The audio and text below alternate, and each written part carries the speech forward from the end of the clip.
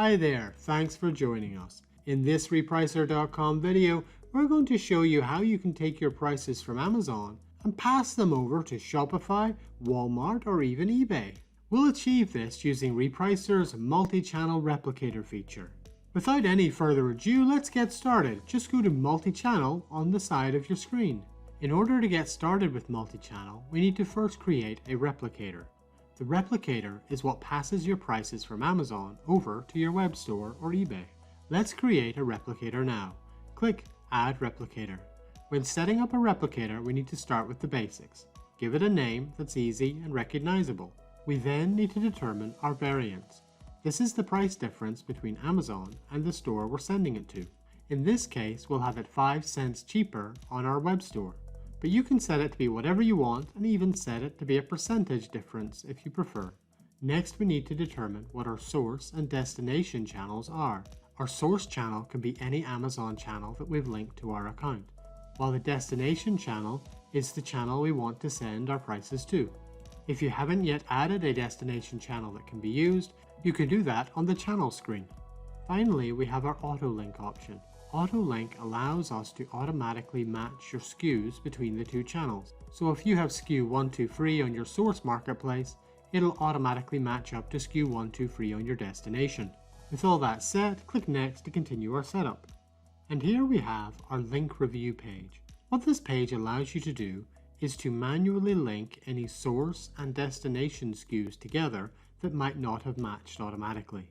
The screen will also show you what variance is being used product by product. Earlier in our setup, we did set an automatic variance. However, we can set this on a product basis as well. If we want to match a destination SKU, simply add the correct source SKU beside it. In order to make things easier, you can also search and filter your SKUs to pull back specific ones that you want to look at, or even change some of the columns that are displayed.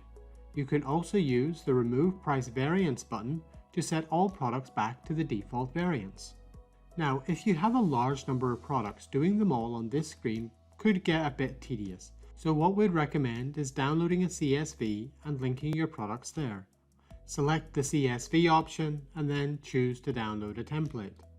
The file we download will include all of your products and will include any already matched up destination and source SKUs as well as any changed variances. We also include some extra information that you might find helpful, as well as the ability to set a min-max for this replicator only.